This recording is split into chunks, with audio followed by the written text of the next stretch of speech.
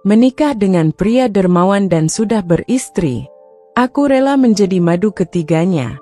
Namun suamiku tak tahu kalau aku selalu di KDRT disiksa oleh kedua maduku di saat suamiku pergi kerja. Aku tak terima suatu saat akan aku bongkar.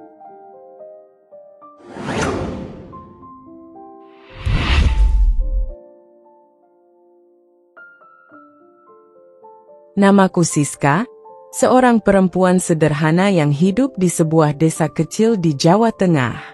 Usia baruku menginjak 25 tahun, dan hingga saat itu, aku masih tinggal bersama kedua orang tuaku.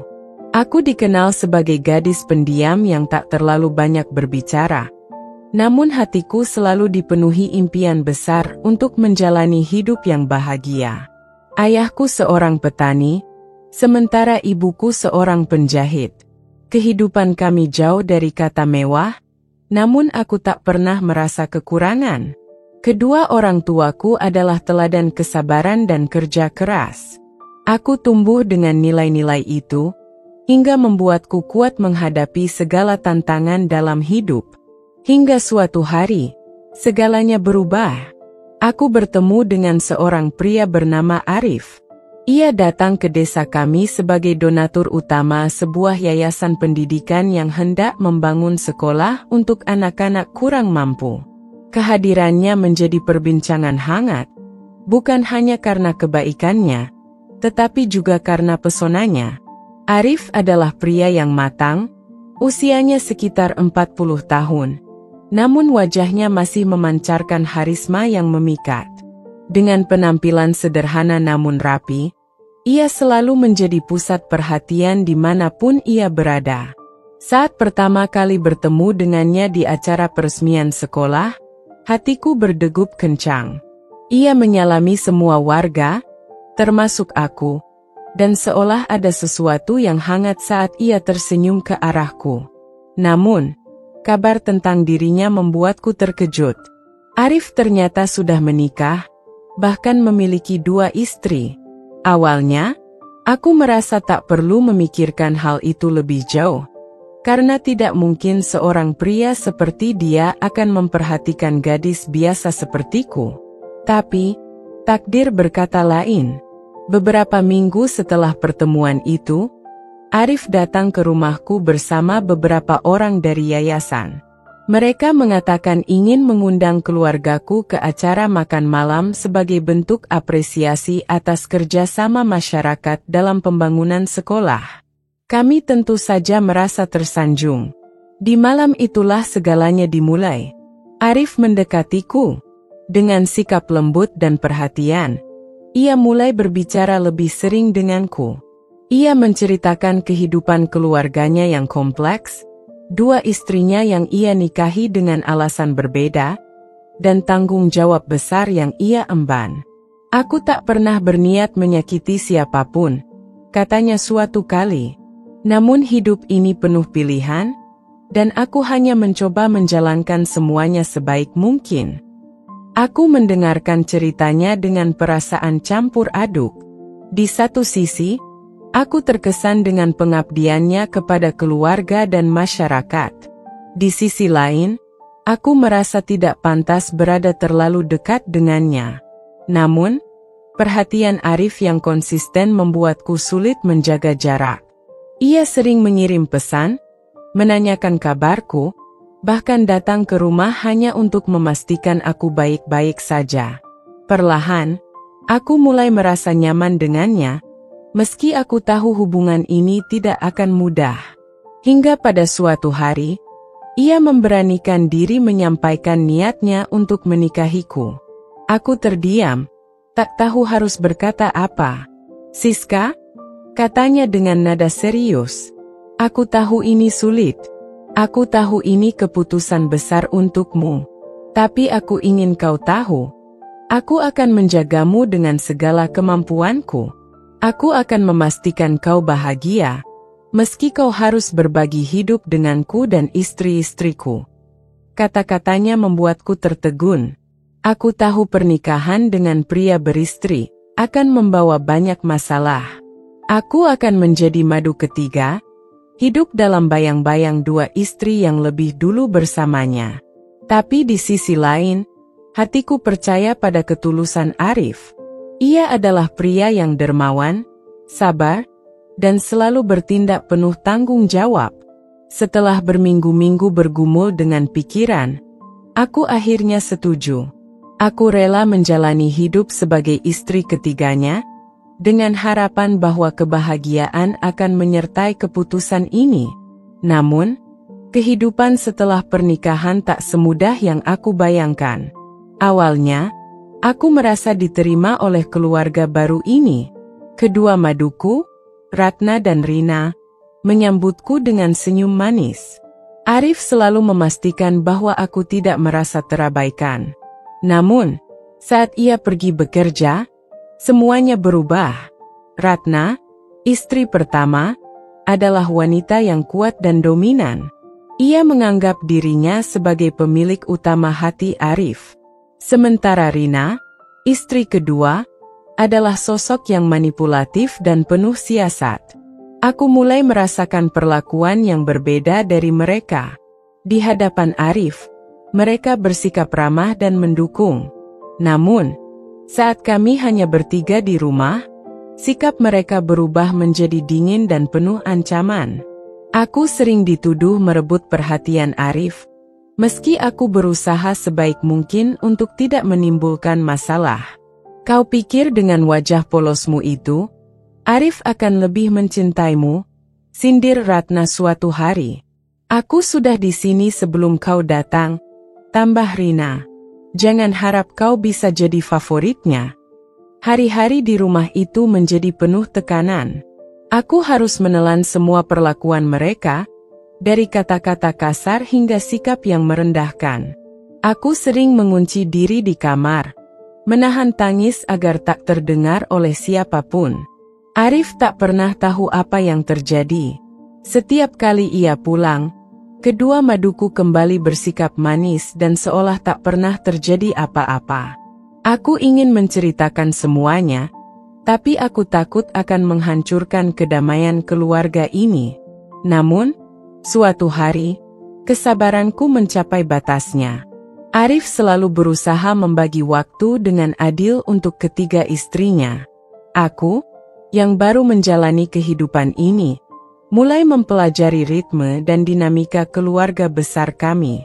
Rumah yang besar dengan halaman luas menjadi tempat kami tinggal bersama. Ada ruang tamu megah, dapur yang selalu ramai, dan kamar-kamar yang terletak di sisi-sisi berbeda rumah.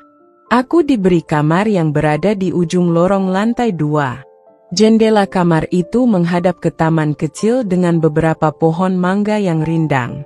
Setiap pagi, aku duduk di tepi jendela, menikmati embusan angin sambil menyeruput teh hangat. Di saat seperti itu, aku mencoba meyakinkan diriku bahwa aku bisa menjalani peran ini dengan baik. Hari-hariku dimulai lebih awal. Aku terbangun sebelum matahari terbit, membantu asisten rumah tangga menyiapkan sarapan untuk seluruh keluarga. Meskipun ada banyak pembantu, aku merasa perlu menunjukkan bahwa aku bukan hanya istri yang bergantung pada kemewahan Arif. Aku ingin diterima, tak hanya oleh suamiku, tetapi juga oleh orang-orang di rumah ini. Ratna adalah orang pertama yang selalu turun ke meja makan. Ia memiliki gaya bicara tegas, setiap perkataannya seperti memberi tanda bahwa ia yang memegang kendali. Ia sering memerintah pembantu tanpa banyak basa-basi. Rina, sebaliknya, lebih santai. Ia akan datang saat makanan sudah tersaji di meja, dengan senyuman tipis di wajahnya. Aku berusaha menyesuaikan diri. Setiap pagi, aku ikut menyeduh kopi untuk Arif. Aku menyimak setiap percakapan di meja makan, mengangguk saat perlu, namun lebih sering diam. Arif kadang menoleh ke arahku dan tersenyum. Senyum itu memberiku kekuatan. Namun, aku tahu aku tak boleh terlalu bergantung pada perhatiannya. Ada banyak hal yang harus kupelajari sendiri. Suatu hari, Arif mengajakku berbicara di taman. Ia duduk di bangku panjang, tangannya menggenggam secangkir kopi. "Kamu betah tinggal di sini, Siska?" tanyanya lembut. Aku menunduk sejenak, memandang hamparan rumput di hadapanku. "Aku masih menyesuaikan diri, Mas. Tapi aku bersyukur bisa berada di sini." Ia mengangguk pelan. "Aku tahu ini tak mudah untukmu. Hidup dalam keluarga besar seperti ini butuh kesabaran. Tapi aku percaya, kamu bisa menjalaninya." Kata-katanya membuatku merasa dihargai. Aku mengangguk, meski dalam hati aku tahu, sabar saja mungkin tak cukup. Hari-hari berlalu, dan aku mulai mengenal kebiasaan kedua maduku. Ratna sering menghabiskan waktu di dapur, memasak makanan kesukaan Arif. Ia selalu memastikan masakannya yang paling banyak dipuji. Rina lebih suka menghabiskan waktu di ruang tamu, membaca buku atau menonton televisi. Ia sering memanggilku untuk duduk bersamanya, tapi percakapan kami tak pernah benar-benar dalam. Aku merasa seperti orang asing yang harus mencari tempat di tengah-tengah mereka. Meski begitu, aku selalu mencoba menunjukkan bahwa aku bisa menjadi bagian dari keluarga ini. Suatu sore, aku sedang membersihkan kamar ketika Arif mengetuk pintu. Ia masuk dengan membawa setangkai bunga mawar putih. "Ini untukmu," katanya sambil menyerahkan bunga itu. Aku tersenyum dan menerimanya. "Terima kasih, Mas. Cantik sekali." Ia duduk di tepi tempat tidur, memandangku dengan tatapan penuh arti. "Aku tahu ini tidak mudah untukmu, Siska. Tapi aku ingin kamu tahu, aku selalu ada untukmu. Kalau ada apa-apa, jangan ragu untuk bercerita." Aku mengangguk, meski dalam hati aku tahu, ada hal-hal yang tak bisa kuungkapkan begitu saja. Hari itu menjadi salah satu momen yang membuatku merasa sedikit lebih kuat. Aku mulai berpikir, mungkin aku memang bisa menjalani kehidupan ini. Namun, di sisi lain, ada perasaan gelisah yang tak bisa kuhindari. Arif memiliki kebiasaan berangkat kerja pagi-pagi sekali, sebelum penghuni rumah lainnya benar-benar terbangun. Setiap kali ia berpamitan, aku selalu berdiri di depan pintu, tersenyum dan mengantarnya pergi. Tatapan matanya selalu lembut, dan itu menjadi alasan bagiku untuk bertahan. Setelah kepergiannya, rumah terasa sunyi untuk beberapa saat. Biasanya, Ratna adalah yang pertama kali turun dari kamarnya, diikuti oleh Rina. Mereka berdua memiliki kebiasaan masing-masing yang tak pernah berubah. Ratna sering langsung menuju dapur, memastikan apa yang harus dimasak untuk makan siang nanti. Sementara Rina lebih sering duduk di ruang tamu dengan segelas teh hangat, membaca buku, atau menonton acara televisi. Aku, yang terbiasa menyibukkan diri, mulai mencari cara untuk membantu di rumah tanpa terlihat menonjol. Pagi itu, aku memutuskan untuk bergabung dengan Ratna di dapur. "Aku bisa bantu potong sayur, Mbak?" ujarku pelan, mencoba menawarkan bantuan. Ratna menoleh, matanya menatapku dari ujung kepala hingga ujung kaki. "Kalau kau mau bantu, jangan asal potong. Potongannya harus rapi, biar masakan ini enak dilihat," katanya dengan nada datar. Aku mengangguk, mengambil pisau, dan mulai memotong sayuran seperti yang dimintanya. Tanganku gemetar sedikit, tapi aku berusaha tenang.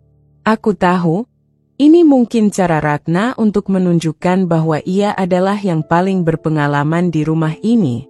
Selama beberapa menit kami bekerja dalam diam. Suara pisau yang beradu dengan talenan menjadi satu-satunya suara yang terdengar. Namun, aku tetap merasa ada sesuatu yang mengganjal. "Kau tahu, kan, Siska?" ujar Ratna tiba-tiba, suaranya terdengar lebih tajam. "Mas Arif itu bukan tipe pria yang suka wanita manja. Jadi, jangan terlalu berharap dia akan selalu ada untukmu." Aku menghentikan tanganku sejenak, tapi kemudian melanjutkan memotong sayur. Aku paham, Mbak. Aku hanya ingin melakukan yang terbaik untuk keluarga ini. Ratna mendengus kecil, lalu melanjutkan pekerjaannya tanpa berkata apa-apa lagi. Sementara itu, di ruang tamu, Rina duduk dengan posisi santai di sofa. Ia memanggilku ketika aku melewati ruangan itu untuk membawa sayuran yang sudah kupotong. "Siska, duduk sini sebentar," katanya dengan nada yang terdengar ramah. Aku menurut, duduk di sofa yang berjarak beberapa langkah darinya. Ia menatapku dengan senyum kecil, tapi ada sesuatu di balik senyumnya yang membuatku merasa tidak nyaman. "Kau sudah mulai terbiasa dengan kehidupan di sini?" tanyanya sambil menyeruput tehnya. "Sedikit demi sedikit, Mbak," jawabku hati-hati. Rina mengangguk. "Baguslah. Tapi kau tahu, kan, Mas Arif itu sibuk sekali. Dia jarang di rumah. Kau harus belajar mandiri. Jangan terlalu mengandalkan dia." Kata-katanya seolah mengandung pesan tersembunyi. Aku hanya tersenyum kecil dan mengangguk. Hari-hari berikutnya berjalan hampir serupa. Aku mencoba mengisi peranku sebagai istri yang baik tanpa melangkahi batas. Namun, semakin aku berusaha menyesuaikan diri, semakin aku merasa bahwa posisiku di rumah ini adalah yang paling lemah. Ratna dan Rina memiliki cara masing-masing untuk menunjukkan bahwa mereka lebih lama berada di sisi Arif. Dan aku hanyalah pendatang baru yang belum sepenuhnya diterima. Meski begitu, aku tidak pernah mengeluh. Aku selalu berusaha sabar, mengingat janji yang pernah aku buat kepada diriku sendiri. Aku akan bertahan untuk menjaga kehormatan keluarga ini. Suatu sore, ketika Arif pulang lebih awal dari biasanya, aku melihat kesempatan untuk berbicara dengannya. Kami duduk di teras belakang rumah, menikmati teh hangat sambil memandangi taman kecil yang mulai gelap. "Mas, aku ingin tanya sesuatu," ujarku dengan hati-hati. Arif menoleh, matanya penuh perhatian. "Apa itu, Siska? Bagaimana caranya, menurut Mas, supaya aku bisa menjadi bagian dari keluarga ini dengan baik? Aku merasa aku belum benar-benar diterima."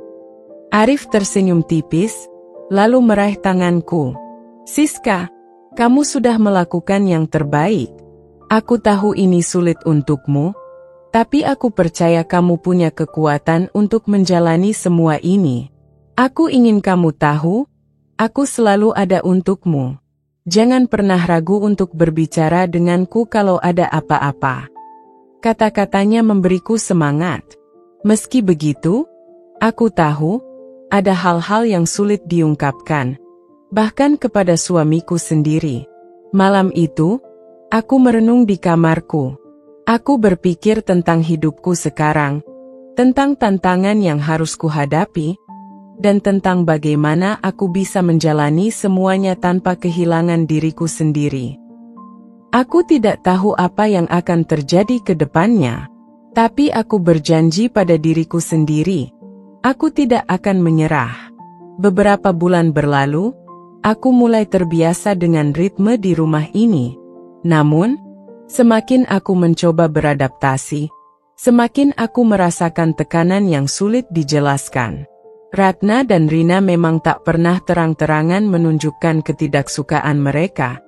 Tetapi ada hal-hal kecil yang sering membuatku merasa terpojok.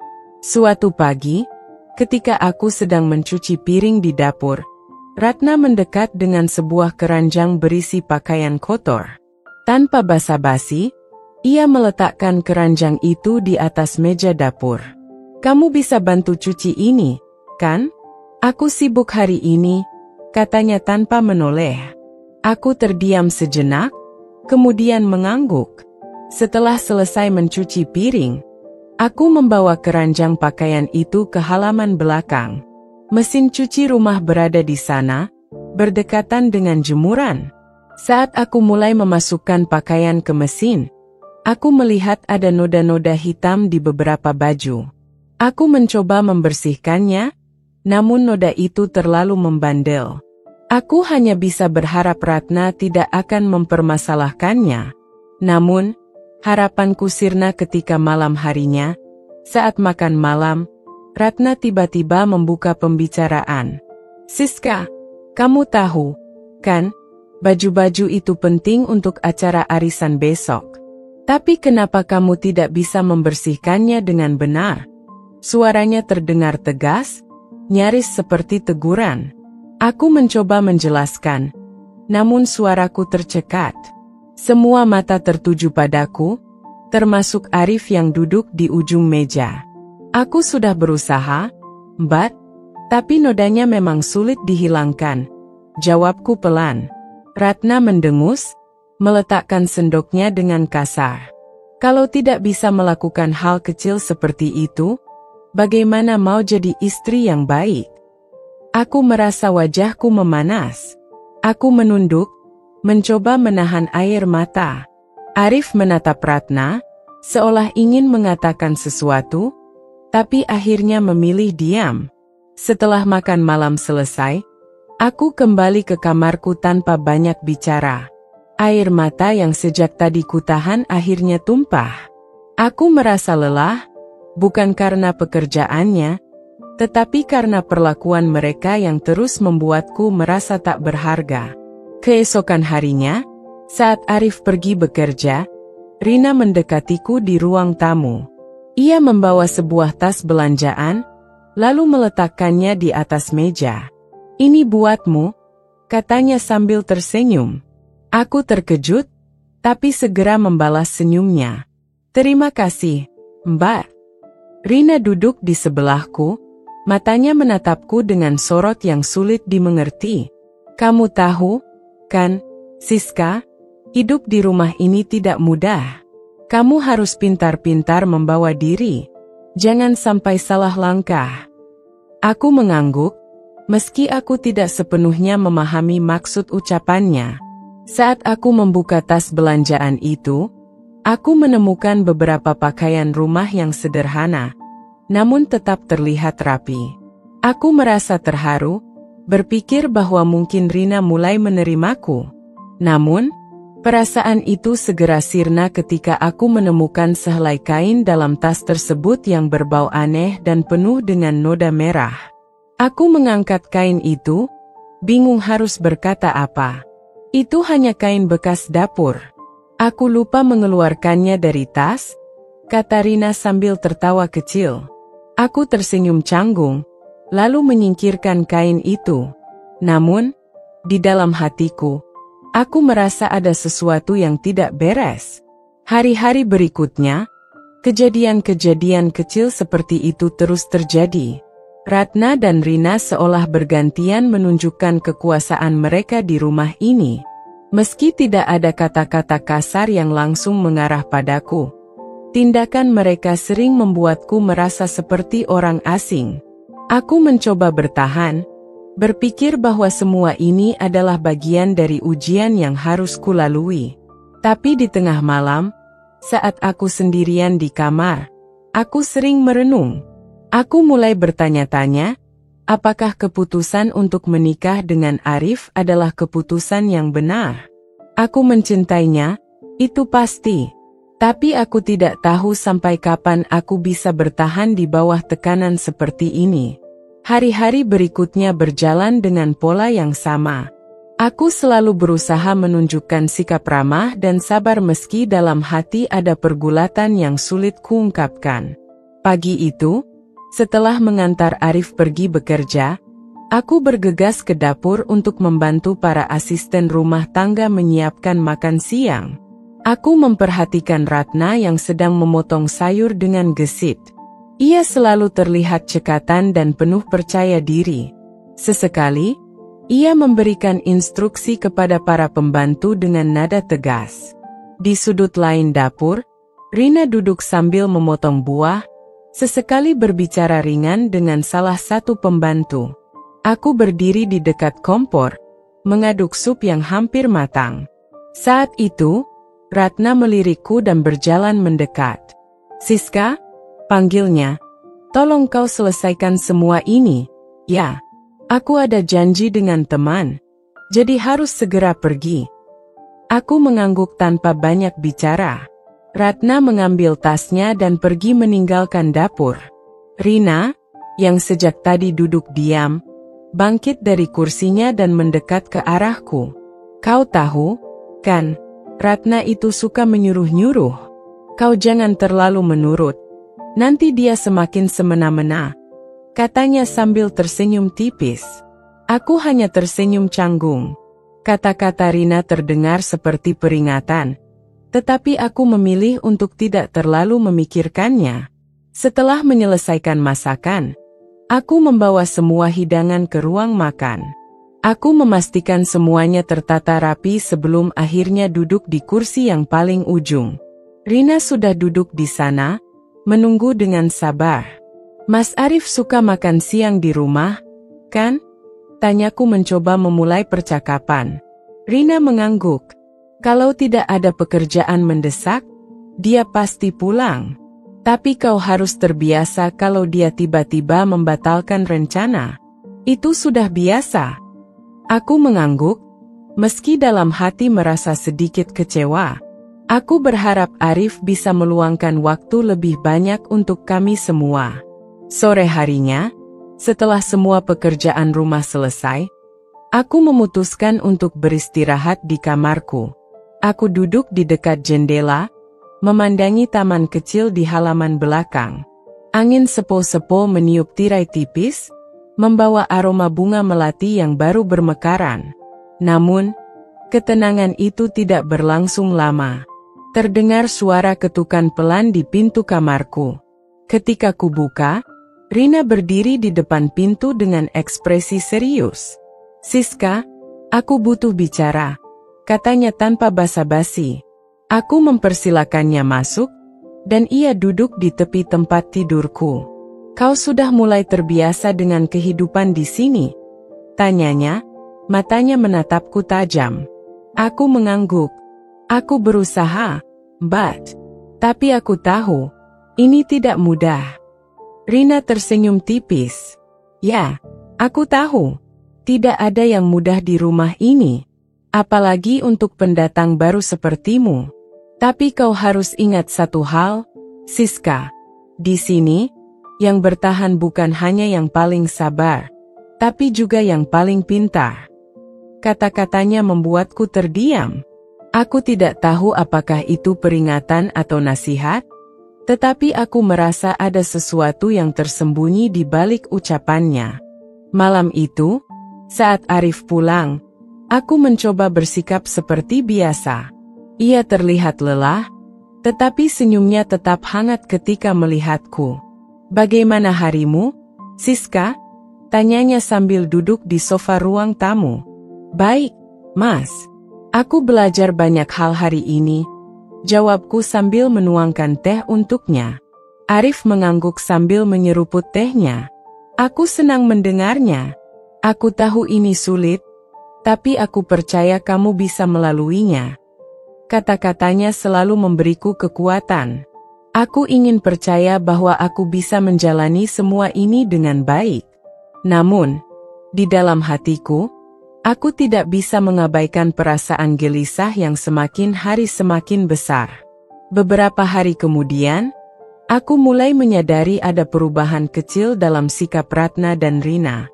Mereka sering berbicara pelan-pelan ketika aku berada di dekat mereka, seolah-olah menyembunyikan sesuatu. Aku mencoba mengabaikannya, tetapi rasa ingin tahuku semakin besar. Suatu sore, ketika aku sedang menyiram tanaman di taman belakang, aku mendengar suara mereka bercakap-cakap dari dalam rumah. Aku tidak bisa mendengar dengan jelas apa yang mereka bicarakan, tetapi nada suara mereka terdengar serius. Aku mencoba mendekat tanpa menimbulkan suara, tetapi langkahku terhenti ketika Rina tiba-tiba membuka pintu ke taman. Ia menatapku dengan ekspresi datar, tetapi ada kilatan tajam di matanya. Kau sedang apa, Siska? Tanyanya pelan. Aku tersenyum canggung. Aku hanya menyiram tanaman, Mbak. Rina mengangguk tanpa berkata apa-apa lagi, lalu kembali masuk ke dalam rumah. Saat itu, aku merasa ada sesuatu yang disembunyikan dari aku. Beberapa hari berlalu dengan suasana yang semakin aneh. Aku merasa seperti berada di dalam rumah dengan dinding-dinding yang terus mengawasi. Ratna dan Rina tidak lagi hanya sekadar menyindir atau memerintah, tetapi mulai menunjukkan sikap yang lebih terang-terangan. Pagi itu, seperti biasa, aku mengantar Arif pergi bekerja. Saat aku kembali ke dapur, Ratna sudah menungguku dengan tangan bersedekap. Di hadapannya ada sepiring nasi goreng yang terlihat sedikit berantakan. "Kau masak ini tadi, kan?" tanyanya tanpa basa-basi. Aku mengangguk. "Iya, Mbak." "Kenapa?"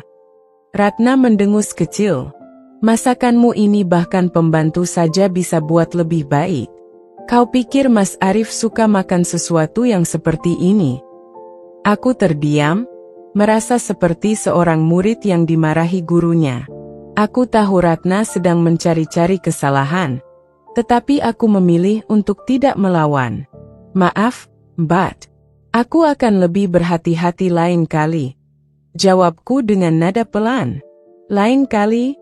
Jangan hanya janji. Kau harus belajar masak lebih baik kalau mau bertahan di rumah ini," katanya lagi sebelum pergi meninggalkan dapur.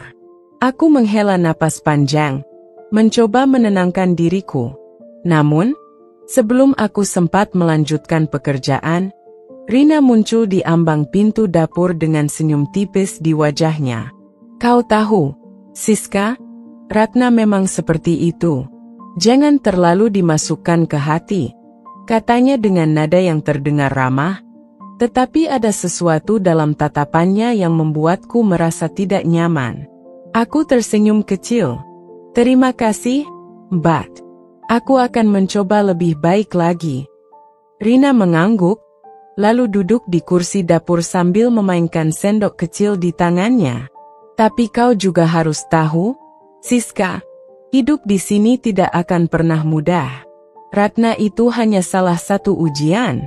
Kalau kau terlalu lemah, kau hanya akan diinjak," katanya dengan nada yang lebih rendah, hampir seperti berbisik. Kata-katanya membuat dadaku berdebar. Aku mencoba membaca maksud di balik ucapannya, tetapi Rina segera bangkit dan pergi sebelum aku sempat bertanya lebih jauh. Hari itu, aku merasa lebih lelah dari biasanya. Bukan karena pekerjaan rumah yang menumpuk, tetapi karena tekanan yang terus-menerus datang dari kedua maduku. Meski begitu, aku tetap berusaha menjaga senyumku di depan Arif setiap kali ia pulang ke rumah. Namun, malam itu, sesuatu yang berbeda terjadi. Saat kami sedang duduk bersama di ruang tamu, Arif tampak lebih diam dari biasanya. "Mas, ada apa? Kau terlihat lelah?" tanyaku sambil menyentuh lengannya. Arif tersenyum kecil, tetapi senyumnya tidak sampai ke matanya. "Hanya banyak pekerjaan di kantor. Jangan khawatir, Siska." Aku ingin bertanya lebih jauh, tetapi Ratna dan Rina masuk ke ruang tamu, mengganggu percakapan kami. "Mas, besok kita ada acara keluarga.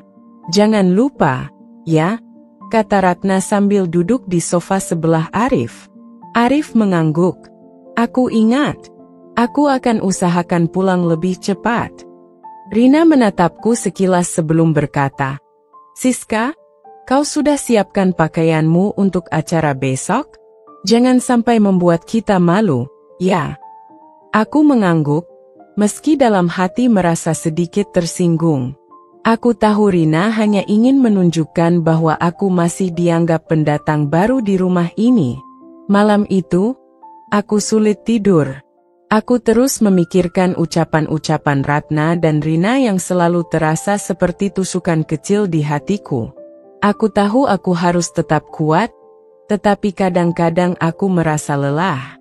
Namun, aku tidak ingin menyerah begitu saja. Aku percaya, Setiap cobaan pasti ada akhirnya. Aku hanya perlu mencari cara untuk bertahan dan membuktikan bahwa aku layak menjadi bagian dari keluarga ini.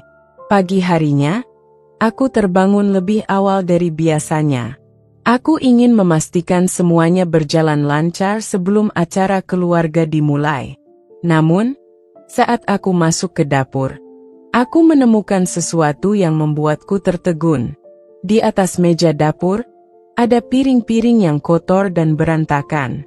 Sepertinya seseorang sengaja meninggalkannya di sana semalaman. Aku tahu ini bukan pekerjaan para pembantu, karena mereka selalu memastikan dapur bersih sebelum pergi tidur. Aku mulai membersihkan semuanya tanpa berkata apa-apa. Namun, dalam hati aku merasa ada sesuatu yang tidak beres. Saat acara keluarga dimulai, aku mencoba bersikap biasa. Arif terlihat sibuk berbicara dengan anggota keluarga lain, sementara Ratna dan Rina sibuk menunjukkan kehangatan mereka kepada para tamu. Aku hanya berdiri di sudut, tersenyum dan melayani kebutuhan para tamu. Namun, di tengah-tengah acara, Ratna tiba-tiba memanggilku dengan suara cukup keras sehingga semua orang di ruangan itu mendengar. "Siska, kenapa kau tidak membantu menyiapkan makanan tadi? Apa kau pikir tugasmu hanya berdiri di sini dan tersenyum?" Semua mata tertuju padaku. Aku merasa pipiku memanas, tetapi aku mencoba menjawab dengan tenang. "Maaf, Mbak. Aku sudah membantu tadi pagi. Mungkin ada yang terlewat." Ratna mendengus. "Kalau memang ingin membantu, lakukan dengan benar. Jangan setengah-setengah." Arif yang mendengar percakapan itu segera menghampiri kami. "Sudahlah, Ratna. Jangan terlalu keras. Mungkin Siska hanya butuh waktu untuk belajar," katanya, mencoba meredakan situasi. Namun, kata-kata Arif tidak cukup untuk meredakan suasana. Aku tahu, di balik senyuman Ratna dan Rina, ada sesuatu yang sedang mereka rencanakan. Aku hanya tidak tahu apa. Malam itu setelah acara keluarga selesai, aku memutuskan untuk membersihkan dapur. Para pembantu sudah pulang, dan aku tidak ingin meninggalkan dapur dalam keadaan berantakan. Saat sedang mengelap meja, aku mendengar langkah kaki mendekat. Rina masuk ke dapur dengan gelas kosong di tangannya. Ia meletakkan gelas itu di wastafel, lalu bersandar di meja sambil memandangiku dengan sorot mata tajam. "Kau sudah mulai terbiasa dengan suasana rumah ini, ya?" tanyanya. Nada suaranya terdengar biasa, tapi ada sesuatu yang membuatku tidak nyaman. Aku mengangguk sambil tetap melanjutkan pekerjaanku. "Aku berusaha, Mbak." Rina tersenyum tipis. "Bagus, tapi kau tahu, kan, di rumah ini kau harus tahu batasmu." Aku menghentikan gerakanku sejenak, lalu menoleh ke arahnya. "Maksud Mbak?" Rina melipat tangannya di depan dada. "Kau pendatang baru di sini. Jangan terlalu percaya diri. Jangan sampai kau berpikir bisa lebih dari sekadar istri yang diam di pojok." Aku menelan ludah, mencoba menahan emosi. "Aku hanya ingin menjalankan tugasku dengan baik, Mbak." "Bagus kalau begitu. Jangan coba-coba cari perhatian Mas Arif terlalu berlebihan. Dia sudah punya kami sebelum kau datang," katanya sebelum berbalik dan pergi meninggalkanku. Aku berdiri di dapur, tertegun dengan kata-katanya. Aku tahu aku adalah istri ketiga, dan posisiku memang tidak mudah. Tapi aku tidak pernah berpikir untuk merebut perhatian Arif dari mereka. Aku hanya ingin menjalani peranku sebaik mungkin. Keesokan harinya, aku bangun lebih awal seperti biasa. Aku memutuskan untuk membersihkan kamar tamu yang jarang digunakan. Saat sedang mengganti sprei, aku menemukan secarik kertas kecil di bawah bantal. Tulisan di atasnya membuatku merinding. "Hati-hati, kau tidak tahu siapa musuhmu." Aku memegang kertas itu dengan tangan gemetar. Aku tidak tahu siapa yang menulisnya, tetapi aku merasa pesan itu adalah peringatan. Aku menyimpannya di laci meja sebelum melanjutkan pekerjaanku. Saat sarapan, aku mencoba bersikap biasa. Arif duduk di meja makan, membaca koran seperti biasa. Ratna dan Rina berbicara tentang rencana mereka hari itu. Sementara aku diam sambil menyajikan teh untuk Arif. "Ada yang ingin kau bicarakan, Siska?" tanya Arif tiba-tiba. Aku terkejut, tetapi segera menggeleng. "Tidak, Mas. Semua baik-baik saja." Arif tersenyum kecil, lalu melanjutkan membaca korannya. Tapi aku tahu ia merasa ada sesuatu yang tidak beres. Setelah Arif pergi bekerja, Ratna memanggilku ke ruang tamu. Ia duduk di sofa dengan Rina di sampingnya. Wajah mereka serius, dan aku langsung merasa tidak nyaman. "Kami ingin membicarakan sesuatu," kata Ratna tanpa basa-basi. Aku duduk di kursi di depan mereka, menunggu apa yang akan mereka katakan. "Kami tahu kau mungkin merasa sulit menyesuaikan diri di sini. Tapi kau harus ingat, rumah ini punya aturan," kata Ratna dengan nada tegas. "Aturan?" tanyaku, mencoba tetap tenang. Rina menyela, "Ya, aturan. Kau tidak boleh melakukan apapun yang bisa membuat kami merasa terganggu. Jangan terlalu dekat dengan Mas Arif di depan kami, jangan mencoba mengatur urusan rumah, dan yang paling penting, jangan pernah mencoba melawan kami." Aku merasa darahku mendidih, tetapi aku mencoba menahan diri. Aku tidak berniat melawan siapapun, Mbak. Aku hanya ingin menjalani tugasku sebagai istri. Ratna tertawa kecil. "Tugasmu? Kau hanya istri ketiga. Jangan lupa posisimu." Aku menggigit bibir, menahan air mata yang hampir tumpah.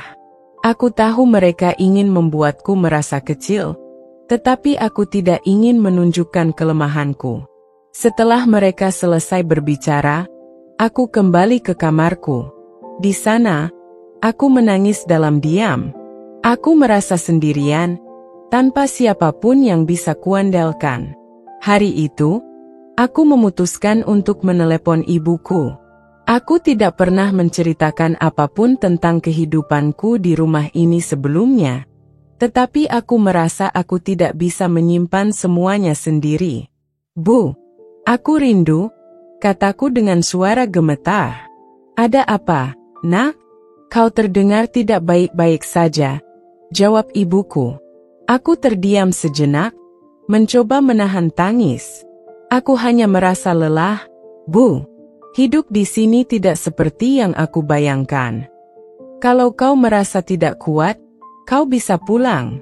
Rumah ini selalu terbuka untukmu," kata ibuku dengan lembut. Kata-katanya membuatku ingin segera meninggalkan semuanya. Tapi aku tahu, jika aku pergi, aku akan dianggap gagal. Aku harus bertahan, setidaknya untuk sementara waktu. Malam itu, saat aku sedang beristirahat di kamarku, aku mendengar suara langkah kaki di lorong. Langkah itu berhenti tepat di depan pintu kamarku. Aku menahan napas, berharap itu hanya perasaanku. Tapi kemudian, aku mendengar suara ketukan pelan di pintu. "Siska?" suara Rina memanggil dari luar. Aku ragu sejenak sebelum membuka pintu. Rina berdiri di sana, membawa secangkir teh. "Aku hanya ingin memastikan kau baik-baik saja," katanya dengan senyum yang terlihat dipaksakan. Aku mengangguk pelan. "Terima kasih, Mbak." Rina menyerahkan cangkir itu kepadaku sebelum pergi. Namun, saat aku mencium aroma teh itu, aku merasa ada yang aneh. Aku memutuskan untuk tidak meminumnya dan meletakkannya di meja. Malam itu, aku tidak bisa tidur. Aku merasa ada sesuatu yang sedang direncanakan oleh Ratna dan Rina. Aku tahu, aku harus lebih berhati-hati jika ingin bertahan di rumah ini. Keesokan paginya, aku bangun dengan perasaan tidak tenang. Aku merasa ada yang salah sejak kejadian semalam, terutama setelah melihat cangkir teh yang ditinggalkan Rina di atas meja. Aku memutuskan untuk membuang isinya ke wastafel, meskipun aku tahu itu mungkin hanya paranoia. Saat aku keluar dari kamar, Ratna sudah berdiri di lorong dengan tangan bersedekap. Ia menatapku dengan tajam, membuat suasana menjadi lebih mencekam. "Kau tidur nyenyak tadi malam?" tanyanya dengan senyum tipis yang terasa penuh sindiran. Aku mengangguk singkat, mencoba menghindari kontak mata. "Iya, Mbak." Ratna mendekat dan berbisik, "Bagus. Kau harus selalu nyenyak. Jangan sampai ada sesuatu yang membuatmu gelisah." Kata-katanya membuat bulu kuduku merinding. Aku tidak tahu apa maksudnya, tetapi aku tahu aku harus lebih berhati-hati. Hari itu, aku memutuskan untuk fokus pada pekerjaanku di rumah. Aku membersihkan ruang tamu, mencuci piring, dan menata kamar. Aku ingin menunjukkan bahwa aku bisa melakukan tugas-tugas ini dengan baik. Meskipun hati kecilku tahu bahwa tidak ada yang akan benar-benar menghargai usahaku. Namun, saat aku sedang menyapu halaman belakang, aku mendengar suara tawa Ratna dan Rina dari dalam rumah. Aku tidak tahu apa yang mereka bicarakan, tetapi tawa itu terdengar seperti ejekan. Aku mencoba mengabaikannya dan melanjutkan pekerjaanku. Beberapa saat kemudian, Rina keluar ke halaman dengan telepon di tangannya. Ia berbicara dengan seseorang, suaranya terdengar riang. Namun, saat ia melihatku, ekspresinya langsung berubah menjadi dingin. "Siska, jangan terlalu lama di luar. Ada banyak pekerjaan di dalam," katanya sambil berjalan melewatiku. Aku hanya mengangguk, merasa seperti seorang pembantu di rumah ini, bukan istri dari Arif. Malam itu, Arif pulang lebih awal dari biasanya. Ia terlihat lelah, tetapi senyumnya tetap hangat saat melihatku. "Siska, bagaimana harimu?" tanyanya sambil meletakkan tas kerjanya. Aku tersenyum, mencoba menyembunyikan semua tekanan yang aku rasakan. "Baik, Mas. Bagaimana dengan pekerjaanmu?" Arif menghela napas. "Cukup sibuk, tapi tidak apa-apa. Aku senang bisa pulang ke rumah dan melihatmu." Kata-katanya membuat hatiku sedikit tenang. Setidaknya, ada seseorang yang masih peduli padaku. Namun, kebahagiaan itu tidak berlangsung lama. Saat kami sedang berbicara, Ratna masuk ke ruang tamu dengan wajah serius. "Mas Arif, aku ingin bicara," katanya tanpa basa-basi. Arif menoleh kepadanya. "Ada apa, Ratna?" Ratna melirikku sekilas sebelum berkata, "Aku rasa ada beberapa hal yang perlu kita bicarakan sebagai keluarga. Bisa kita diskusikan di ruang kerja?" Aku tahu apa yang akan terjadi. Mereka akan membicarakan sesuatu tanpa melibatkan aku, seperti biasa. Arif mengangguk dan mengikuti Ratna ke ruang kerja, meninggalkanku sendirian di ruang tamu. Ketika malam semakin larut, aku memutuskan untuk tidur lebih awal. Namun, suara bisikan dan tawa kecil dari kamar Ratna membuatku sulit memejamkan mata. Aku merasa seperti ada sesuatu yang sedang mereka rencanakan, tetapi aku tidak tahu apa. Aku mencoba menenangkan diriku dengan membaca Al-Quran di kamar, berharap bisa menemukan ketenangan.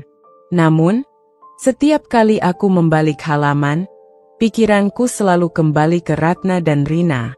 Beberapa hari kemudian, aku menemukan kejadian aneh lainnya. Saat sedang menata lemari di kamarku, aku menemukan sehelai pakaian yang bukan milikku. Pakaian itu terlihat usang dan kotor, seolah-olah sengaja diletakkan di sana.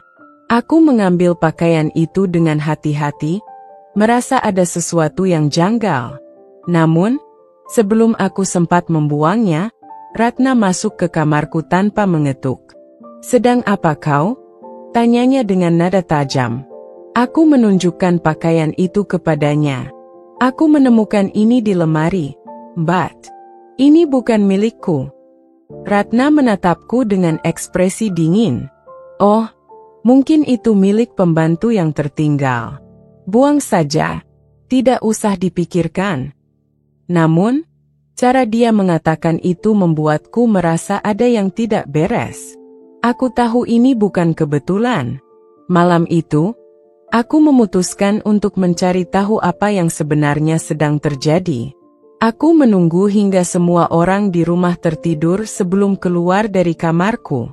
Aku berjalan perlahan di lorong, mencoba untuk tidak membuat suara. Aku mendengar suara pelan dari kamar Ratna. Pintu kamar sedikit terbuka, dan aku bisa melihat bayangan mereka di balik tirai. "Aku yakin dia tidak akan tahan lebih lama lagi," kata Ratna dengan suara pelan, tetapi cukup jelas untuk didengar. "Bagus, kita hanya perlu terus menekannya. Dia pasti akan pergi," jawab Rina dengan nada puas. Aku merasa jantungku berhenti. Mereka berbicara tentangku.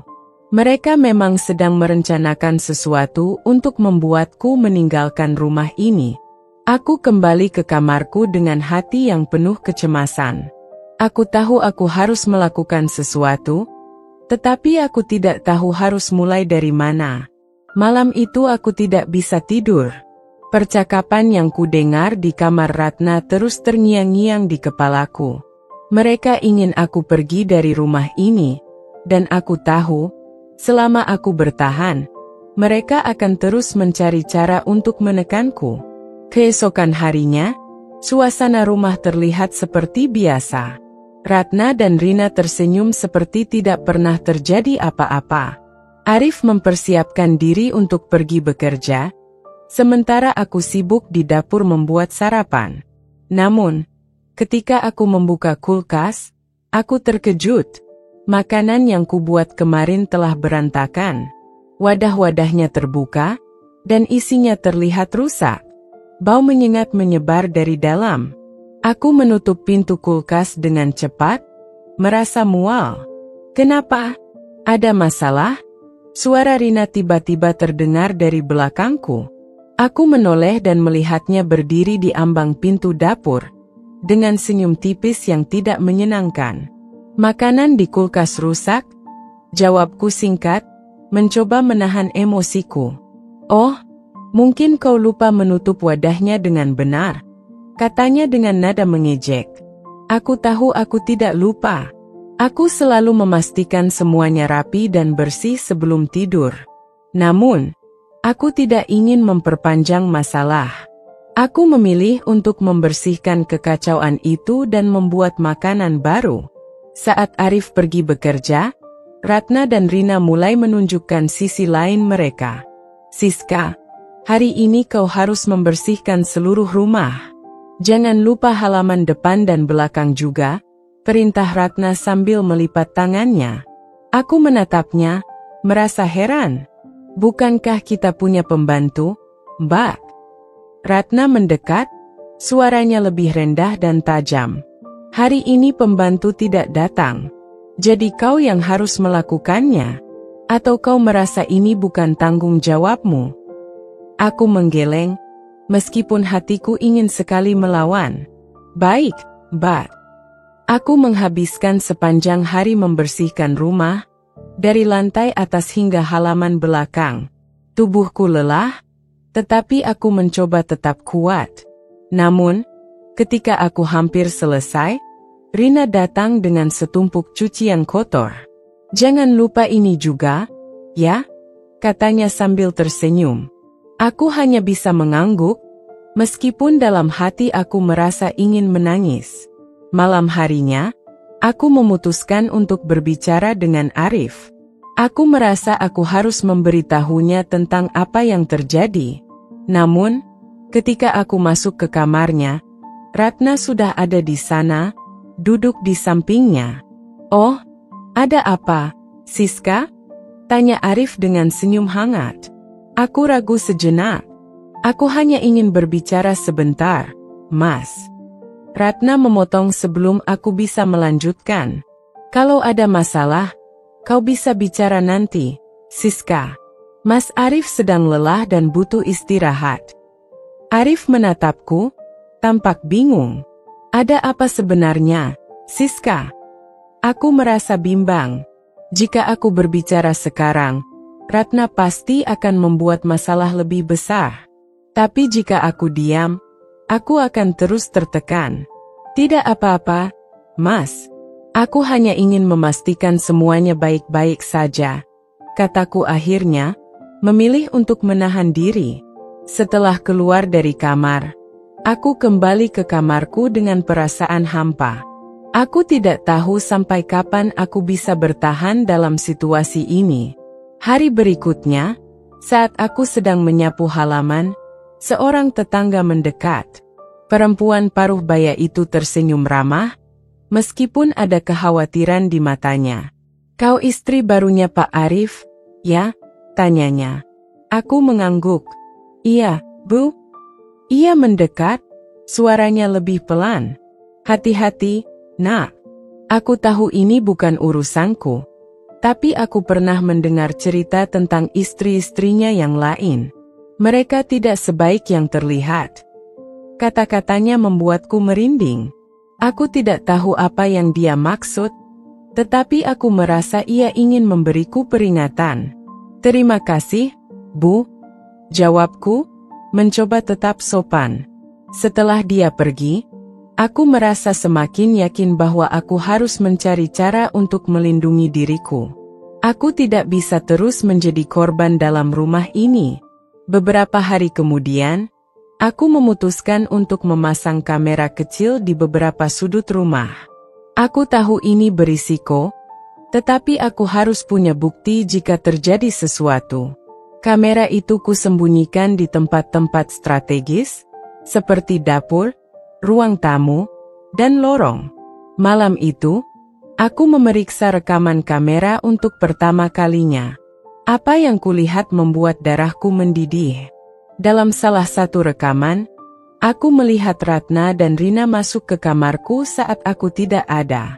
Mereka membongkar laci-laci, memeriksa barang-barangku, dan tertawa sambil melemparkan beberapa barang ke lantai. Aku tahu ini bukti yang cukup kuat. Tapi pertanyaannya, kapan waktu yang tepat untuk menghadapkannya kepada Arif? Aku harus bersabar, menunggu momen yang tepat untuk mengungkap semuanya. Aku tahu pertarungan ini belum selesai. Aku harus kuat, bukan hanya untuk diriku sendiri, tetapi juga untuk mempertahankan martabatku. Hari demi hari berlalu dengan penuh ketegangan. Aku semakin merasa terperangkap dalam permainan mereka.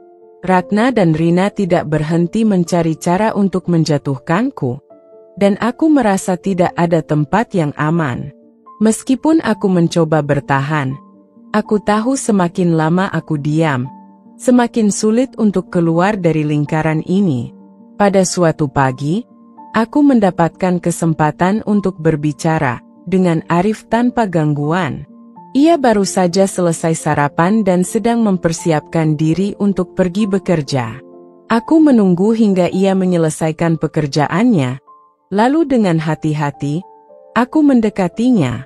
"Mas Arif, ada yang ingin aku bicarakan," kataku, suaraku bergetar. Arif menatapku dengan raut wajah serius, seolah tahu bahwa sesuatu yang berat sedang menggangguku. "Apa itu, Siska? Ada apa?"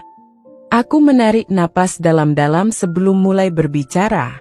"Mas, belakangan ini aku merasa tidak nyaman di rumah. Rasanya seperti ada yang menghalangi aku untuk merasa diterima di sini. Ratna dan Rina, mereka membuat aku merasa tertekan dan tidak dihargai." Arif terdiam sejenak, tampaknya sedang berpikir. Aku tahu mereka mungkin sedikit keras, tapi mereka sudah lama tinggal di sini. Mereka hanya ingin memastikan semuanya berjalan lancar. Aku menggigit bibir, mencoba menahan air mata yang mulai menggenang. "Tapi Mas, Itu bukan hanya tentang menjalankan rumah tangga. Mereka memperlakukanku dengan cara yang sangat kasar. Mereka merendahkanku, memaksaku melakukan semua pekerjaan rumah tanpa henti.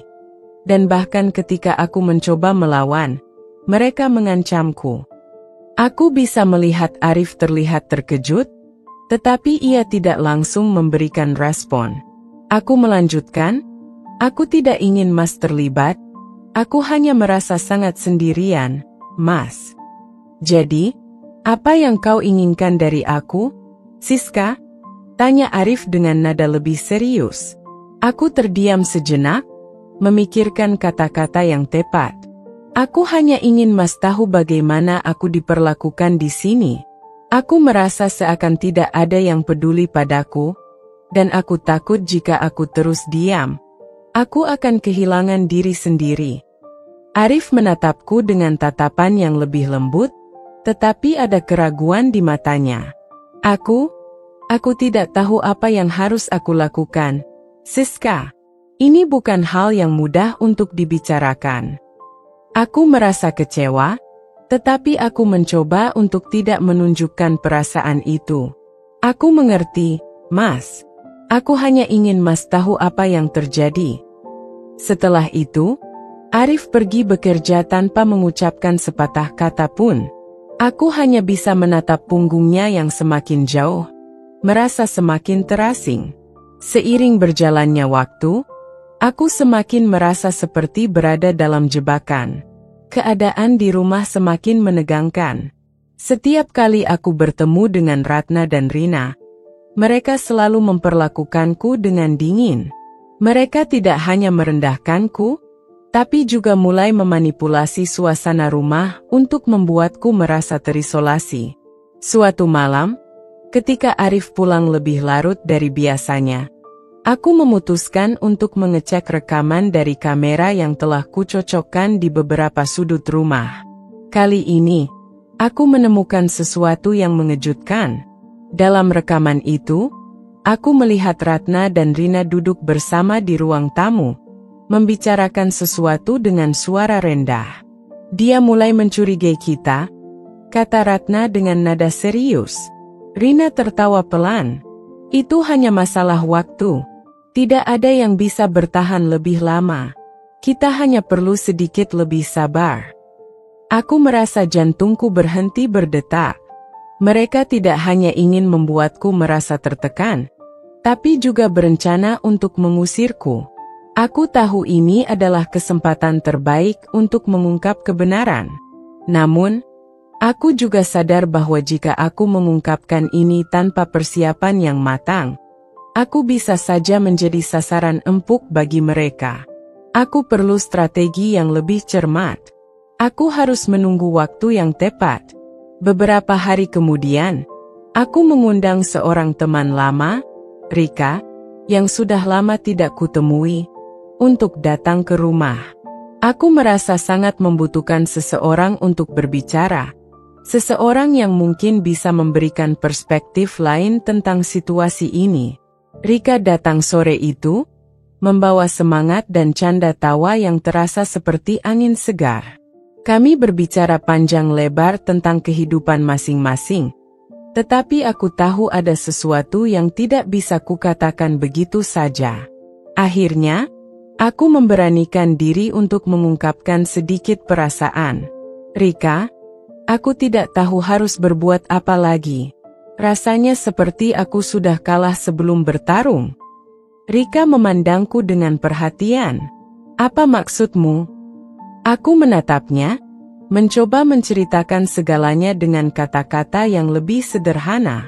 Aku merasa seperti hidupku terkendali oleh orang lain. Setiap hari ada saja yang mereka lakukan untuk merendahkanku. Aku tidak tahu apakah aku masih bisa bertahan. Rika mendengarkan dengan seksama, lalu berkata, "Kau harus keluar dari situasi ini, Siska. Aku tahu itu tidak mudah, tetapi kamu tidak bisa terus membiarkan mereka memperlakukanmu seperti ini. Kalian punya hak untuk hidup bahagia, tidak hanya menjadi bagian dari permainan mereka." Kata-kata Rika seperti percikan api yang menyalakan semangat dalam diriku. Aku mulai berpikir bahwa aku tidak perlu bertahan dengan cara ini. Aku memiliki hak untuk memperjuangkan kebahagiaanku. Namun, itu tidak berarti aku bisa melawan mereka begitu saja. Jika aku ingin keluar dari lingkaran ini, aku harus berpikir matang-matang. Aku membutuhkan bukti yang kuat dan dukungan yang tepat. Keputusan untuk mengambil langkah besar semakin mendekat. Aku mulai merencanakan apa yang harus dilakukan jika aku memutuskan untuk mengungkapkan segalanya kepada Arif. Namun, waktu yang aku tunggu-tunggu itu datang lebih cepat daripada yang kuharapkan. Pagi itu, setelah Arif pergi bekerja, aku melihat sesuatu yang membuatku merinding. Ketika aku sedang merapikan kamar, aku menemukan selembar surat di bawah bantal Arif. Surat itu ditulis dengan tangan yang asing, dengan kalimat yang menggambarkan rencana Ratna dan Rina untuk menjatuhkanku dari rumah ini. Aku memegang surat itu dengan tangan gemetar. Rasanya seperti dunia ini tiba-tiba berbalik melawan diriku. Ini adalah bukti yang aku cari, tapi juga mungkin menjadi awal dari konflik yang lebih besar. Aku harus menghadapi kenyataan ini, meskipun aku tahu jalan ke depan tidak akan mudah. Aku harus memilih antara tetap diam atau melawan dan berjuang untuk kebahagiaanku. Setelah menemukan surat itu, aku merasa seperti sebuah beban berat menekan dadaku. Surat yang kutemukan jelas menunjukkan bahwa Ratna dan Rina tidak hanya berusaha mengendalikan hidupku, tetapi mereka juga memiliki rencana besar untuk mengusirku. Aku terdiam sejenak, mencoba mencerna semuanya. Apakah ini saatnya untuk mengungkapkan segalanya kepada Arif? Namun, di sisi lain, aku juga tahu bahwa ini bukan hanya soal aku melawan mereka. Aku harus melawan sistem yang sudah dibangun dalam rumah ini. Arif, suamiku, adalah orang yang sangat dermawan, tetapi dia juga sangat naif. Aku khawatir jika aku terlalu terbuka, dia justru tidak bisa menerima kenyataan bahwa orang-orang yang dia percayai bisa berbuat sekejam itu. Aku merasa terpojok. Meskipun ada dorongan kuat untuk segera membuka mulut dan mengungkapkan semuanya, ada rasa takut yang tak bisa aku pungkiri. Aku takut kehilangan segala yang telah aku bangun bersama Arif. Setelah beberapa hari bergelut dengan pikiranku, aku memutuskan untuk mencari cara yang lebih bijaksana. Aku harus lebih cermat dalam menghadapi mereka.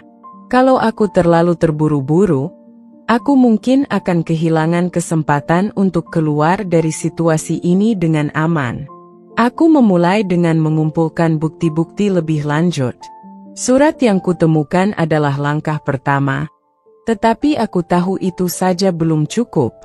Aku perlu lebih banyak bukti agar Arif bisa percaya padaku tanpa ragu. Aku mulai mengamati gerak-gerik Ratna dan Rina dengan lebih teliti. Aku tahu, jika mereka merasa terancam, mereka akan mulai melakukan kesalahan. 1 minggu berlalu, dan selama itu aku menyembunyikan ketegangan dalam diriku. Setiap kali aku berhadapan dengan mereka, aku harus tersenyum, meskipun hatiku terasa sakit. Namun, aku tidak bisa terus hidup seperti ini. Aku tahu aku harus bertindak. Suatu malam, ketika Arif sedang bekerja lembur, aku memutuskan untuk bertindak. Aku merasa cukup kuat untuk mengambil langkah selanjutnya.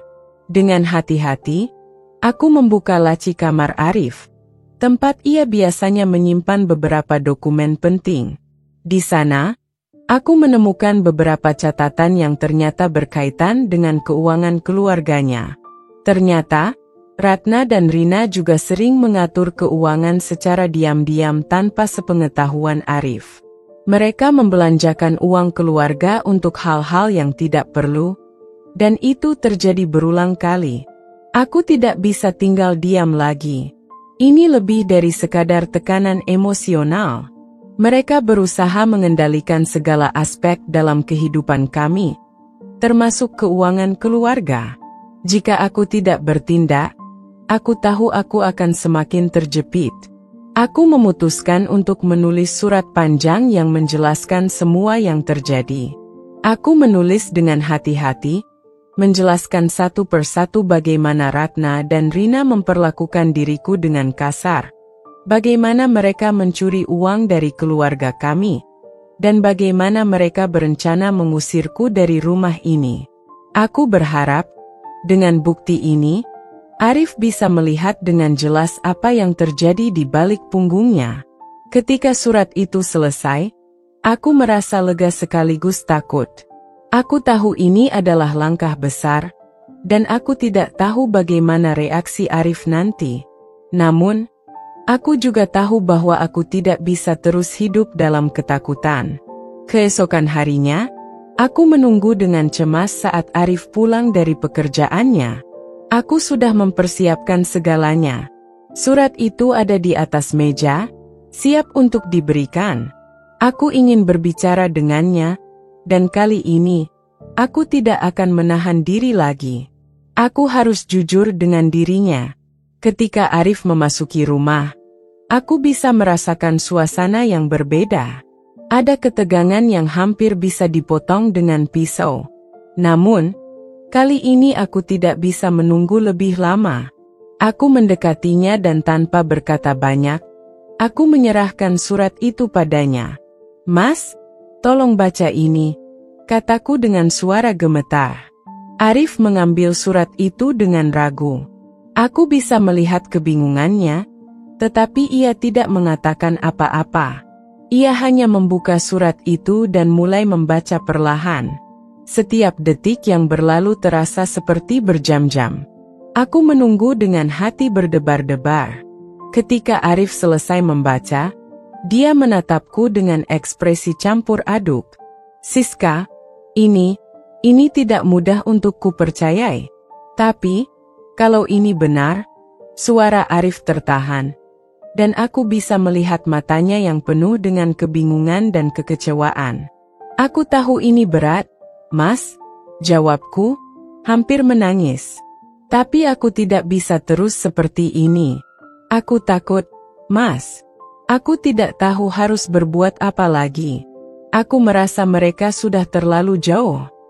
Arif terdiam lama, memandangi surat itu dengan tatapan kosong. Aku bisa melihat perjuangannya di wajahnya. Mungkin, dia mencoba mengerti, tapi kenyataan ini terlalu sulit untuk diterima. Aku tahu ini akan menghancurkan banyak hal. "Aku tidak tahu harus berkata apa, Siska," kata Arif akhirnya, suaranya serak. "Tapi aku janji, aku akan menyelidikinya lebih lanjut. Aku harus berbicara dengan Ratna dan Rina." Aku mengangguk, merasa lega meskipun belum sepenuhnya. "Terima kasih, Mas. Aku hanya ingin semuanya selesai." Saat itu, aku merasa seolah ada sedikit cahaya yang masuk ke dalam hidupku.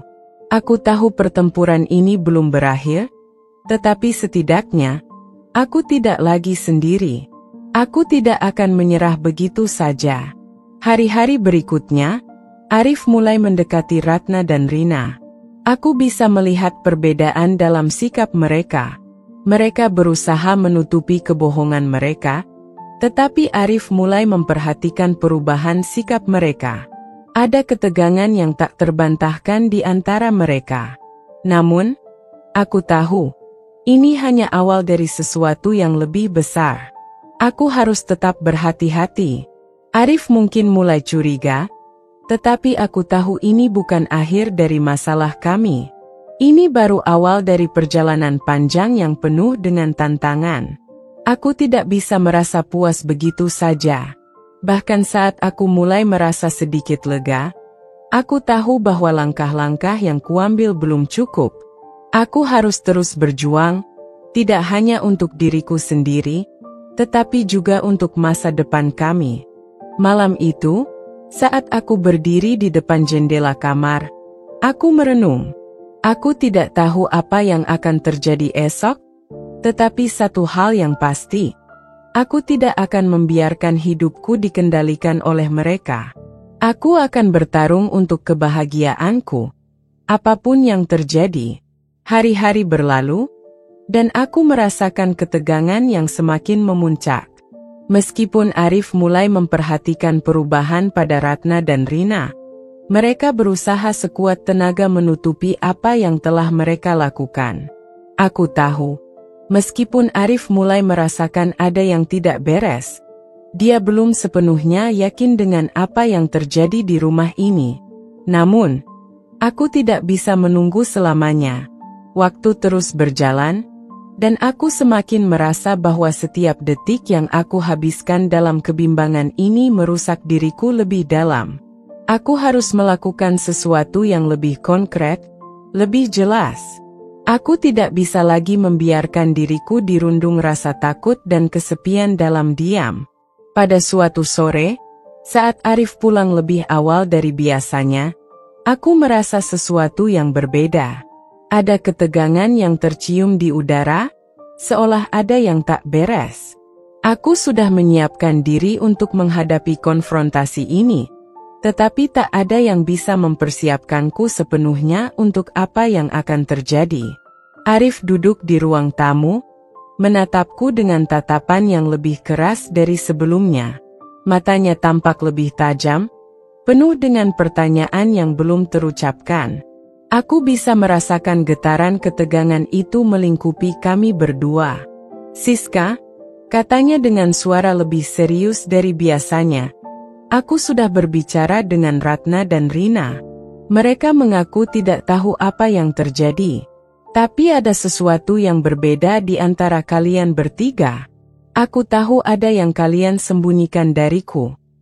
Jantungku berdegup lebih kencang. Aku bisa merasakan perasaan campur aduk dalam diriku.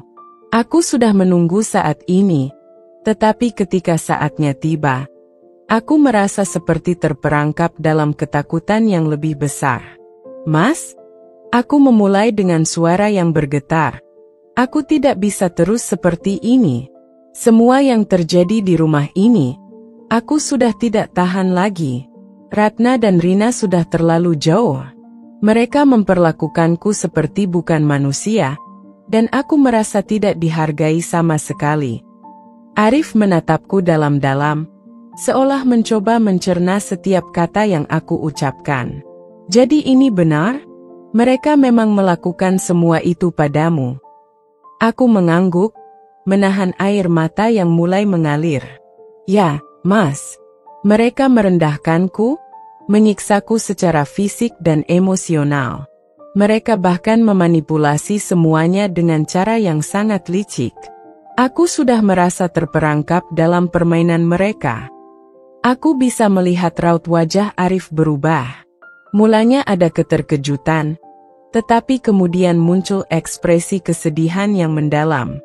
Ia tidak bisa membayangkan bahwa orang-orang yang sudah ia percayai selama ini bisa berbuat sekejam itu. Arif bangkit dari duduknya, berjalan mondar-mandir di ruangan. "Kenapa kamu tidak memberitahuku lebih awal, Siska? Kenapa kamu memilih untuk diam?" Aku merasa sakit mendengar pertanyaannya, tetapi aku tahu ini adalah saat yang tepat untuk mengungkapkan segalanya. "Mas, aku takut. Aku takut jika aku memberitahumu lebih awal, kamu akan berpihak pada mereka. Aku tidak tahu harus bagaimana lagi. Aku merasa terperangkap." Arif berhenti sejenak, menatapku dengan penuh penyesalan. Aku tidak tahu harus berkata apa. "Siska, aku merasa aku gagal melindungimu." Aku merasa hatiku hancur melihat kesedihannya, tetapi aku tahu ini adalah titik balik. Aku harus membuat Arif memahami bahwa selama ini aku hanya berjuang sendirian. "Aku tidak bisa terus begini, Mas. Aku ingin kita keluar dari situasi ini. Aku ingin merasa aman lagi, merasa dihargai. Aku tidak bisa hidup dalam bayang-bayang ketakutan ini lebih lama lagi." Arif terdiam, dan aku bisa melihat perubahan besar di wajahnya. Ada keraguan, kebingungannya bercampur dengan rasa marah yang akhirnya terungkap. Aku akan menyelesaikan ini, Siska. Aku janji. Tiba-tiba, suara pintu terbuka dengan keras. Ratna dan Rina masuk ke ruang tamu, dan aku bisa merasakan udara berubah menjadi sangat dingin. Mereka sudah mendengar percakapan kami, dan wajah mereka langsung berubah menjadi garang. "Apa yang kalian bicarakan?" tanya Ratna dengan nada menekan. Arif menatap mereka dengan tajam. "Aku tahu semuanya, Ratna. Aku tahu apa yang kalian lakukan pada Siska. Semua ini sudah terlalu jauh." Rina tertawa dingin. "Jadi, akhirnya kamu percaya apa yang dia katakan, Mas Arif? Kamu ingin memihak pada istrimu yang tidak tahu terima kasih itu?" Aku merasakan ketegangan di udara semakin memuncak.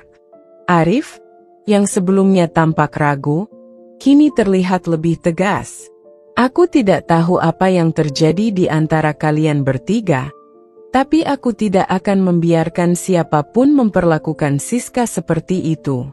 Itu sudah cukup." Ratna dan Rina saling berpandangan. Lalu Ratna mendekat dengan wajah yang penuh kemarahan. "Kamu pikir kita akan membiarkanmu begitu saja, Mas? Kamu memang suami yang lemah. Tidak akan ada yang bisa merusak rencana kami." Suasana semakin tegang, dan aku bisa merasakan Arif berdiri tegap. "Jangan salah paham, Ratna. Aku sudah cukup sabar. Kalau kalian tidak mau berubah, kalian bisa pergi dari sini. Aku akan mengurus semuanya, dan aku tidak akan membiarkan kalian merusak rumah tangga ini lagi." Tiba-tiba, dengan emosi yang tidak terkendali, Ratna melangkah maju dan menampar wajah Arif. Aku terkejut, dan Arif terhuyung mundur. Tetapi dia tetap berdiri tegak, menahan kemarahan yang hampir meledak. Aku berlari mendekat, menggenggam tangan Arif. "Mas, jangan." Namun, Arif menarik nafas dalam-dalam, memandangku dengan mata yang lebih tajam dari sebelumnya. "Siska, aku akan membuat semuanya jelas. Ini sudah cukup. Aku akan bicarakan semuanya dengan pihak yang berwenang jika perlu." Ratna dan Rina terlihat semakin marah. Mereka mulai mengancam dengan kata-kata kasar, tetapi Arif tidak gentar. Semua yang tertahan selama ini akhirnya keluar. Malam itu, setelah Ratna dan Rina pergi dengan penuh amarah, Arif duduk bersamaku dengan wajah yang penuh kekesalan dan penyesalan. "Aku tidak tahu bagaimana aku bisa tidak melihat semuanya lebih awal, Siska. Aku sangat menyesal." Aku menggenggam tangan Arif erat-erat. "Mas, yang penting sekarang kita bisa mulai dari awal. Ini adalah kesempatan kita untuk memperbaiki semuanya." Arif menatapku dengan penuh rasa tanggung jawab. "Aku janji, Siska. Aku tidak akan membiarkan siapapun menyakitimu lagi. Kita akan melalui ini bersama." Di malam yang penuh ketegangan itu, kami berdua tahu bahwa jalan ke depan akan penuh dengan tantangan. Namun, kami berjanji untuk bersama-sama menghadapi setiap rintangan yang datang. Kami telah melewati konflik besar, tetapi aku tahu bahwa ini hanyalah awal dari perjalanan kami untuk mencari kebahagiaan yang sejati. Hari-hari berikutnya penuh dengan pertanyaan dan ketidakpastian. Ratna dan Rina, meskipun tidak muncul lagi di rumah, tetap meninggalkan jejak ketegangan yang sulit dihapus. Namun, dengan setiap langkah yang kami ambil, aku mulai merasakan kebebasan sedikit demi sedikit. Arif semakin terlihat tegas dalam sikapnya. Meskipun masih ada keraguan dalam dirinya, ia berusaha keras memperbaiki kesalahan-kesalahan yang telah terjadi di antara kami. Namun, ada satu hal yang tetap menekan pikiranku. Apa yang akan terjadi setelah ini? Bagaimana aku bisa kembali percaya sepenuhnya pada Arif setelah semua yang terjadi? Apakah kami bisa membangun kembali rumah tangga kami? Ataukah luka-luka yang ditinggalkan oleh Ratna dan Rina akan terlalu dalam untuk disembuhkan? Suatu malam, setelah seminggu berlalu sejak konfrontasi terakhir dengan Ratna dan Rina, aku duduk bersama Arif di ruang tamu. Kali ini, suasana lebih tenang. Tidak ada lagi ketegangan yang mencengkeram. Meskipun aku tahu ada banyak hal yang perlu kami bicarakan. "Siska," kata Arif, suara berat dan penuh penyesalan. "Aku tahu aku telah banyak mengabaikanmu selama ini. Aku merasa sangat bersalah, dan aku ingin memperbaiki semuanya. Aku sadar aku telah mengecewakanmu, tetapi aku ingin kita memulai lagi. Aku akan menjadi suami yang lebih baik, yang mendengarkanmu, yang melindungimu, yang tidak akan membiarkan siapapun menginjak-injak harga dirimu." Aku menatapnya lama. Meski hatiku masih terasa berat, aku bisa melihat kesungguhan dalam mata Arif. Itu adalah perasaan yang baru pertama kali aku lihat di wajahnya. Seakan ada kesadaran baru yang muncul dalam dirinya. Kesadaran tentang bagaimana ia telah meremehkan dan mengabaikan banyak hal yang penting. Aku menarik napas dalam-dalam dan akhirnya berkata, "Arif, aku sudah lama berjuang sendirian, merasa terperangkap, dan takut untuk bersuara. Tapi sekarang, aku tahu aku tidak bisa terus seperti ini. Aku ingin kita membangun kembali kepercayaan itu. Aku ingin kita mulai dari awal. Tapi aku juga ingin kamu tahu satu hal, Mas." Arif menatapku penuh perhatian, menunggu kelanjutannya. "Aku tidak akan kembali ke titik ini lagi," lanjutku. "Aku ingin kita membangun hubungan yang sehat, yang saling menghargai, dan yang penuh dengan kepercayaan. Aku tidak akan membiarkan diriku direndahkan oleh siapapun lagi. Bukan oleh mereka, bukan oleh siapapun. Kita harus bisa menghadapinya bersama. Dan jika kita tidak bisa menghadapinya bersama, lebih baik kita berpisah." Arif menunduk, seolah merenung dengan kata-kataku. Lalu, dengan suara lembut namun tegas, dia berkata, "Aku mengerti, Siska. Aku janji akan melindungimu. Kita akan menghadapinya bersama, dan aku akan berusaha memperbaiki segala kesalahanku. Aku tak akan membiarkan kamu merasakan sakit ini lagi." Ketika Arif berkata seperti itu, hatiku sedikit terasa tenang. Mungkin, hanya mungkin, ada harapan untuk kita berdua. Tetapi aku tahu, untuk bisa memulai perjalanan baru ini, kami harus menghadapi semua tantangan dengan berani dan saling percaya. Pagi-pagi berikutnya, kami berdua duduk berdampingan, melihat matahari yang mulai terbit dengan penuh harapan. Tanpa kata-kata, kami saling berpegangan tangan, merasa bahwa perjalanan ini baru saja dimulai. Masih ada banyak hal yang perlu diperbaiki, tetapi yang terpenting adalah kami berdua siap untuk bertarung bersama. Dalam hidup, ada kalanya kita harus menghadapi kenyataan pahit. Tetapi, di balik kenyataan itu, ada kesempatan untuk tumbuh dan menjadi lebih kuat. Kesabaran, kejujuran, dan keberanian untuk mengubah keadaan adalah kunci untuk membangun masa depan yang lebih baik. Aku tahu, meski jalan kami masih panjang, kami berdua memiliki kekuatan untuk melewati segala rintangan, asalkan kami saling mendukung dan percaya satu sama lain. Untuk semua orang yang sedang melalui kesulitan, ingatlah bahwa dalam setiap kesulitan ada kesempatan untuk menjadi lebih baik, untuk belajar dari kesalahan, dan untuk tumbuh lebih kuat. Jangan biarkan ketakutan atau kekhawatiran menghalangi langkahmu menuju kebahagiaan. Kepercayaan adalah hal yang paling berharga dalam setiap hubungan, dan tanpa itu, segala sesuatu akan runtuh. Jika kita mau berjuang bersama, tidak ada yang tidak bisa diatasi.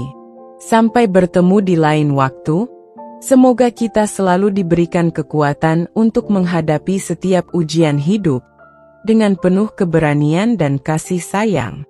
Terima kasih telah menemani perjalanan ini. Salam hangat, Siska.